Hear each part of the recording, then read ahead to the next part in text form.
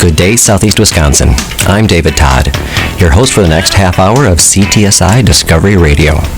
How about I start by explaining what CTSI is? CTSI stands for the Clinical and Translational Science Institute of Southeast Wisconsin, or CTSI. What's unique about the CTSI is that we are a consortium of 4 leading academic institutions, including MSOE, as well as Marquette University, the Medical College of Wisconsin, and UW-Milwaukee, and 4 leading healthcare institutions: Froedtert Health System, Children's Hospital of Wisconsin, the Zablocki VA Medical Center, and the Blood Center of Wisconsin, all working together in collaboration, focusing their time and energy on translating scientific discoveries into new and novel ways to help better the health of us all throughout Wisconsin and indeed nationwide. Plus, all the work is done by the CTSI across multiple institutions, using the experience of each of the scientific investigators. The vision of CTSI is to be an integrated home for clinical and translational research that provides a borderless, collaborative, synergistic, and investigator-friendly research environment that offers easily accessible, cost-effective resources, service, and training for conducting the highest quality of research with the aim of tangibly improving the health of the citizens of Wisconsin and beyond. Working together, our goal is to move community health therapeutics and interventions into the hands of those who can use them the most, and do it better, faster, and more cost-effectively than our current system, which can take up to 15 years to create and deliver to patients and the communities in need.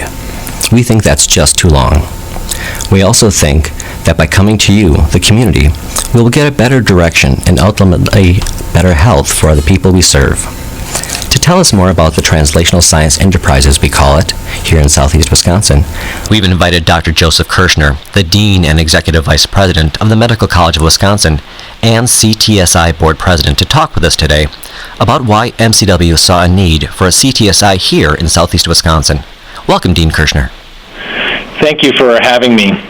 You bet. I'd like to ask you, as Dean of the region's only academic medical center, what does it mean to the Medical College of Wisconsin to be granted a Clinical and Translational Science Award from the National Institutes of Health?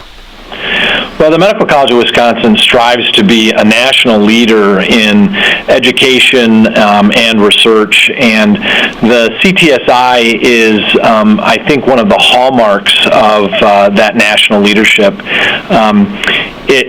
Many people maybe don't understand what a CTSI is, but it really is an award that is only given to a handful of medical schools across the country. It's a mark of prestige. It's a mark of educational and research excellence. And so in having a CTSI, it provides us with an opportunity to do a number of different things. It really is the main engine for us at the Medical College of Wisconsin of translating our research from the bench to the bedside. And so many people understand the importance of research and generating knowledge, but the critical piece of this, and the critical piece of this from the National Institutes of Health standpoint, is the need to make sure that those discoveries get into the clinics, get into the operating rooms, get into the hands of physicians and providers to make a difference in the outcomes of patients. And so that's one of the main focuses of the CTSI, and having this award from the National Institutes of Health means that the people in Southeast Wisconsin have at their disposal a medical center, a medical school that is actively working on a daily basis to get those new discoveries to improve their lives and to improve their health. One of the things that's very unique about our CTSI is that we have a number of partners, and we were really the first CTSI in the country to have this concept of capitalizing on all of the intellectual research and educational expertise that exists in Southeast Wisconsin. So when we talk about the CTSI here, we talk about it as the CTSI of Southeast Wisconsin, although the award is run through the Medical College of Wisconsin. The CTSI really belongs to all of Southeast Wisconsin, and our partners are critical in everything that we do. So not only do we have partnerships with the other clinical engines that are in our neighborhood here, the Veterans Hospital, Zablocki VA Hospital here, Froedtert Hospital, and Children's Hospital, and the Blood Center, all clinical partners which are critical for our CTSI. And so those pieces are very important as we link, again, these translational outcomes that improve health in working with these hospital systems and the Blood Center. But then we also have educational entities that are with us as well that really enhance and make much more robust our educational and research programs. And so that includes MSOE, Marquette, and UWM. And so those partners are critical for us as we move forward. And this model of bringing all of these great partners in Southeast Wisconsin together puts us on a national stage, puts us on a stage of institutions such as Johns Hopkins, Harvard, Stanford, places that individuals know about. The other piece that's critical in having these partnerships is that it does allow us a wonderful platform to link into our communities. Some of the fantastic things that are being done within the CTSI include drug discoveries, include using bioinformatics to take health information and health data and use that in new ways to work together to deliver healthcare in a faster and more cost-effective method. And so, again, having all of these partnerships with the health systems and the other educational institutions really allows us to do that in an interdisciplinary way with outstanding quality. So I would just conclude by saying, as the chair of the board for the CTSI, one of the things that I'm really most proud of is how we work together as an institution, all with this single goal in mind of improving the health of the citizens of Wisconsin, particularly Southeast Wisconsin, to improve and make advances in knowledge and research for those citizens, and then to, on the educational front, train the next generation of physicians and scientists who will continue to carry that banner forward, which of course is one of the strong missions of the Medical College of Wisconsin and the other educational institutions that we work with.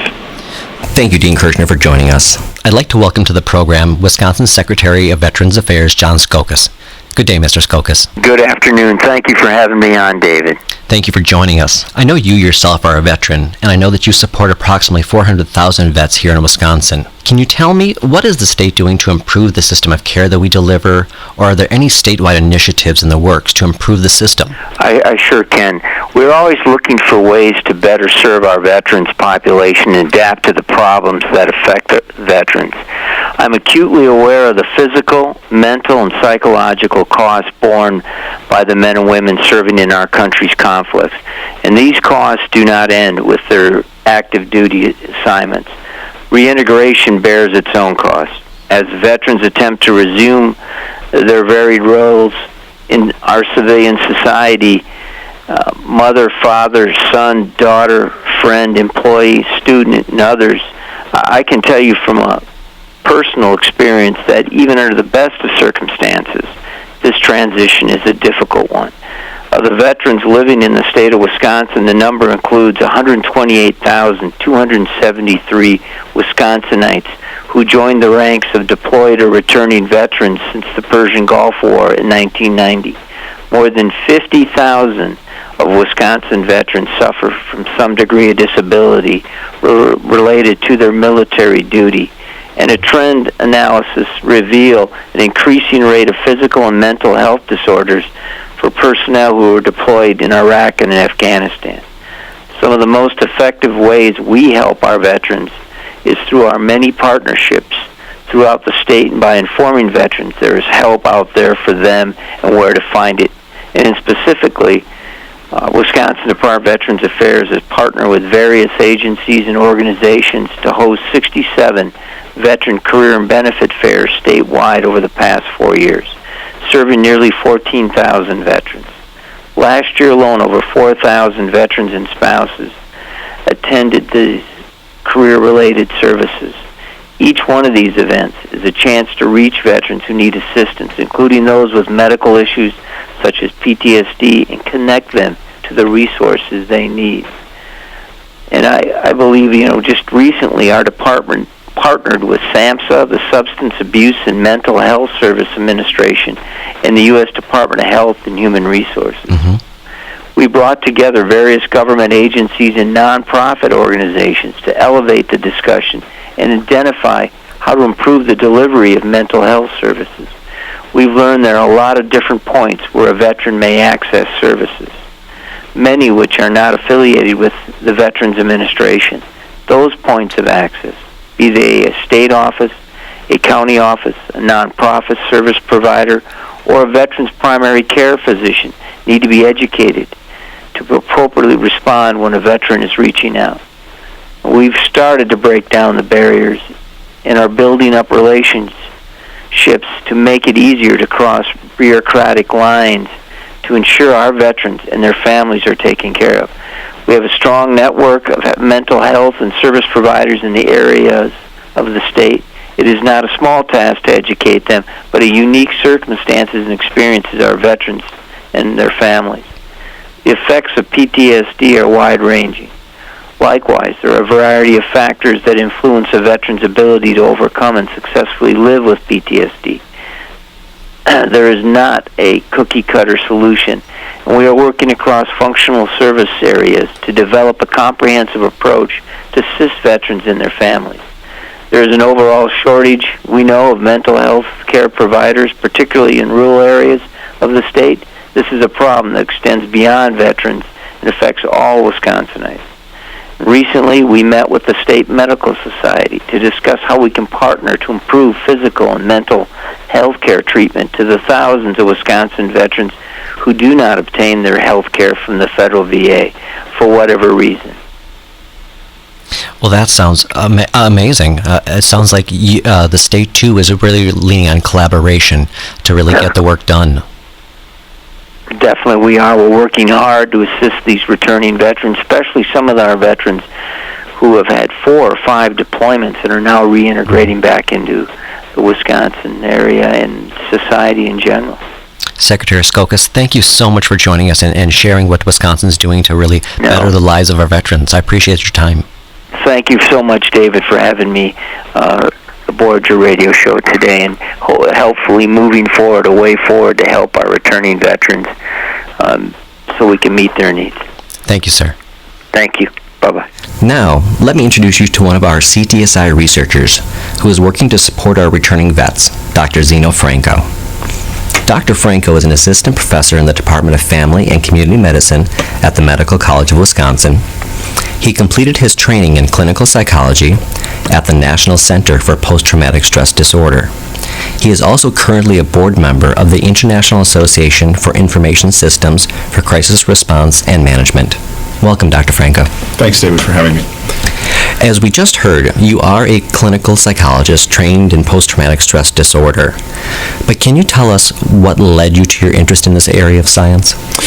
Sure. So a lot of things sort of happened for me around 9/11. So it really sort of changed my career trajectory. I was very interested in disaster mental health and post-traumatic stress disorder and just trying to address the problems that people face after a major crisis or a major war. So talk to me about PTSD and who it really affects. You know, how broad is the disorder and what kind of toll it can take on people?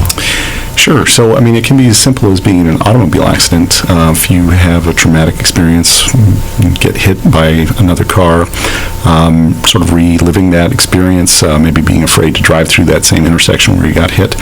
One of the major problems that we face with PTSD is women who've been raped. We also face that same issue with military sexual trauma in the military. But what most people associate with PTSD is sort of the combat trauma aspects of it. So when we send service members abroad, they experience things that civilians probably will never experience, some of the horrificness of war. And they often bring those memories back and carry them for a long time. And sometimes, not all the time, sometimes those develop into really significant symptoms that we call PTSD. Gotcha. And currently you're working on a CTSI pilot grant that's helping you address these issues in that specific group of veterans. Yep. Yeah, and we're really, with this grant, focusing on high-risk veterans, so veterans who are diagnosed probably with PTSD and who maybe are getting into some trouble in any number of ways, either at work or they may have been referred for some criminal activity. Oftentimes those difficulties that they have reintegrating into civilian life come up in ways that are not really good for the community and not good for them either. And so we're trying to address high-risk behavior in those veterans that are suffering the most after they come back from war. And this project you're working on is a real, true collaboration across a lot of the CTSI partner organizations, but also with the community. Can you tell me about your team? Because it's a really great, robust team on this. You bet. So a lot of what we do in my department at the medical college is community engagement. And so I have had a long-term relationship with Dry Hooch of America, which is a small nonprofit based here in Milwaukee. They actually have a facility right on Brady Street where they serve coffee to veterans. It's also open to the public. And upstairs they do programming for veterans that might not be available through the VA, for example, more sort of social, more supportive, long-term engagement with other veterans. So they really focus on peer-to-peer support. So that's one aspect of our team. We also have Marquette University heavily involved on the technology side, and we'll probably get to that in a few minutes, I imagine. Also, UWM has the largest number of veteran students enrolled in any of the UW campuses, so they're a major partner in this process. Oh, that I did not know. And the VA is also part of the partnership as well. So we're trying to combine the resources and expertise of a number of different campuses that are part of the CTSI, as well as the community partners that we work with to deliver this intervention. Joining us on the phone is Jada Reynolds, a veteran herself and peer mentor at Dry Hooch of America here in Milwaukee. Welcome, Jada. Good afternoon, David. Thank you for joining us.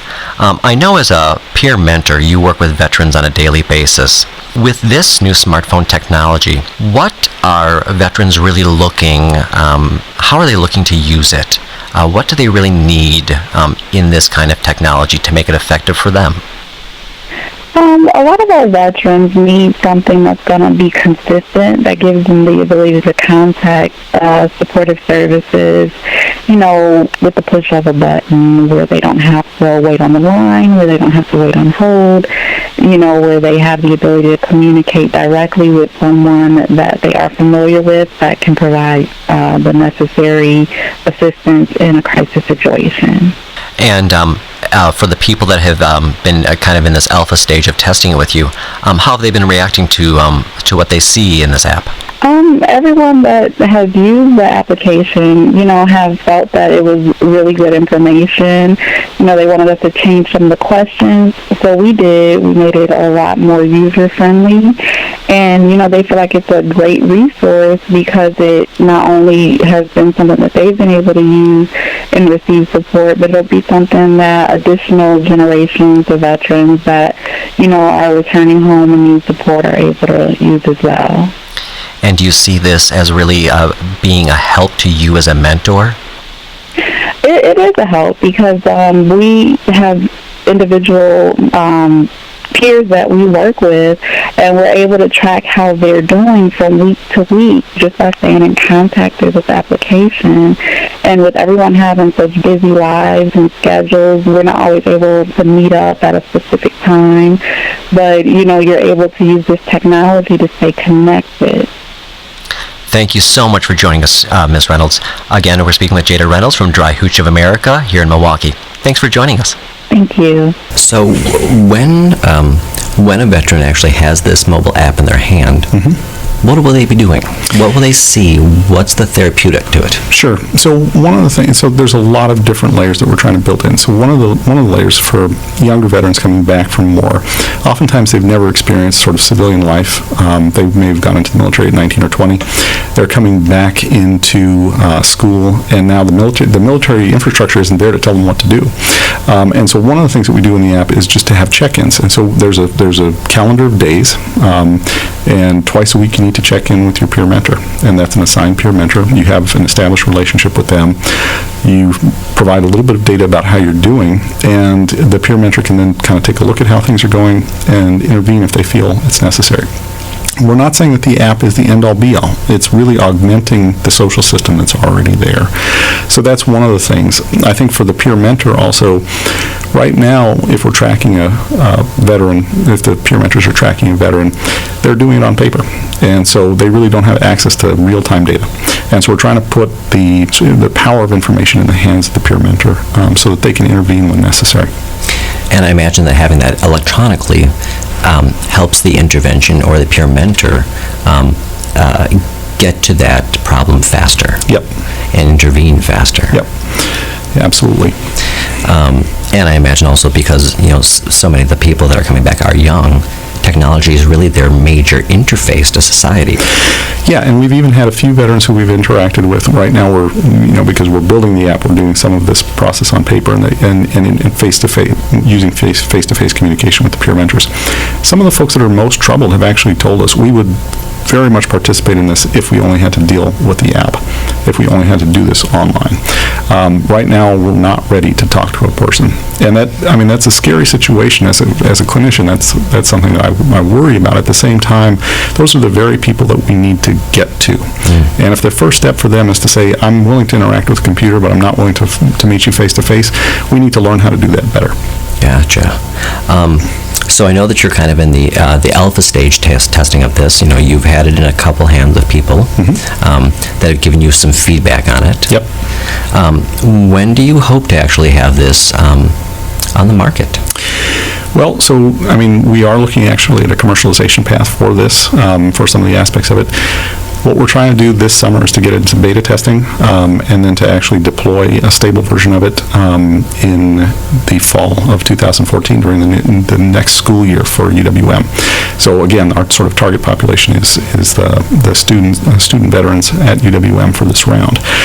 So that's our sort of short-term goal. Ultimately, as you're saying, we're looking at trying to patent some of the pieces from this and also to take it into a full-scale commercialization pathway. So when you do go to veterans and you are already established that there's a lot of them at UW-Milwaukee, how are you engaging those people? How are you getting participants to try this out? Sure. So one of the biggest things for doing community-based interventions is really building the partnership relationships. And so we sort of baked into some of the grants that we have this sort of high-level relationship with UWM, leadership around veterans issues. But we're also working sort of on the ground at this point, if you will, with the Maverick Center, which is sort of veteran-specific place on campus where veterans can come and spend some time without the rest of the student body there. And so that's one of the places where we're doing recruiting for this. Again, trying to sort of really tailor the message around younger veterans who are coming into the system. Sounds like you're also taken some time to build some trust in that community as well. Trust is a huge piece, and so the Community Academic Partnership for Health that we're working through with Dry Hooch of America has been in place since about 2009. And those trust pieces with the community are key to getting this done, because ultimately I can't go out there and do the recruiting, right? Because if they look at me and say, wow, you're a researcher, you're not like us. If we have a veteran do the recruiting, it goes a lot more smoothly. That makes sense, doesn't it? Yep. And I think it was just this month that Apple, in a big production, as they always do, unveiled something called HealthKit as a mobile application that really seems to be trying to attract those people that are jumping on the health bandwagon, the people who are exercising and they want to make sure that their blood pressure is right, their health rate's right. A lot for, I imagine, weight loss and things like that. You bet. This is not like that. No. This is really a therapeutic. It's an intervention. It's more of an intervention, and I think the other piece, too, is that there's a lot, I mean, as you say, there's a lot going on, and it's a really good thing that there's a lot going on right now in sort of health behavior detection using mobile technologies. That's one aspect of it. And we also think that the social aspect is also really key. Social support for, most veterans won't develop PTSD. A lot of veterans have difficulties reintegrating when they come back, whether that's on the job, whether that's with their family, getting sort of the pieces picked back up. And so they may not have full-blown PTSD, but they may need some more support. And so we're really saying, how can the mobile technology support that social process for veterans? And I can only imagine that because it is an app, and much like many other apps, as it's rolled out, you can continue to roll out new versions of it to enhance features as you get communication back from your veterans and back from the community. And that's exactly what these studies are designed to do, is to take that feedback and roll it into the product. All right, Dr. Franco, do you have some time for a little fun and to help educate our listeners further about PTSD? Always. All right. Joining us is CBS 58 anchor Paul Piaskowski. Good afternoon, Paul. Good afternoon. Glad to be here. Excellent. Thanks for joining us. So, Paul, this is the part in our program where we play translational trivia.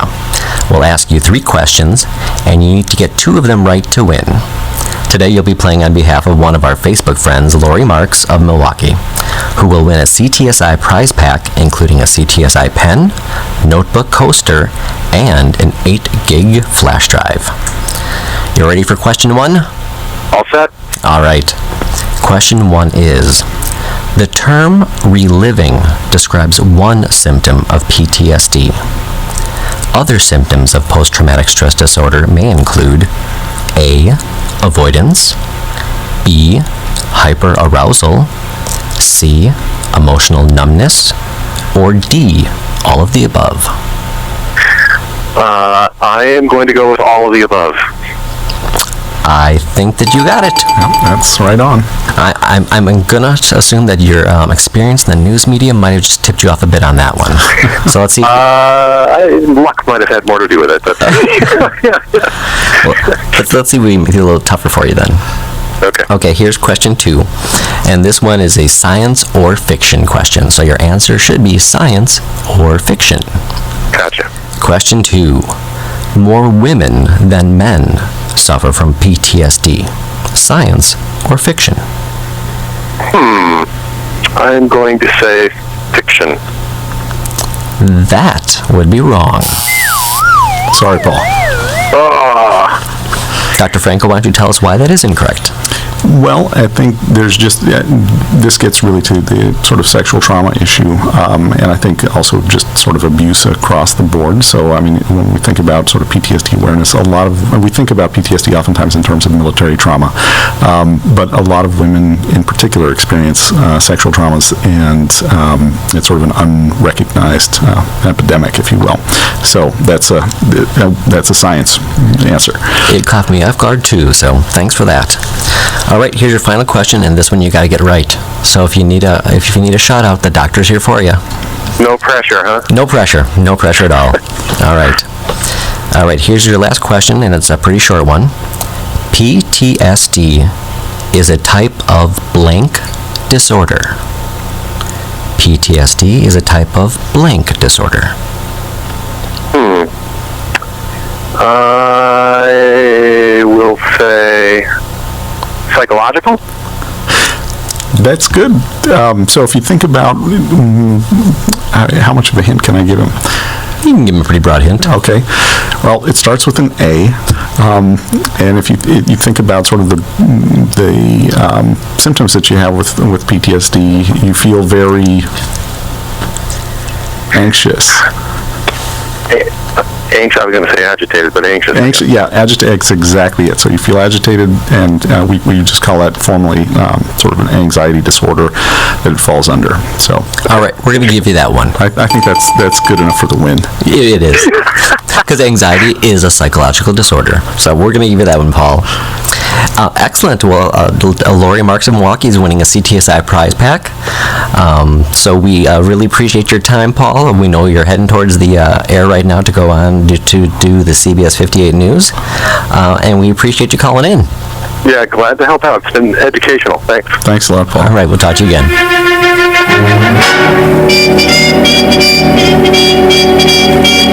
One last item.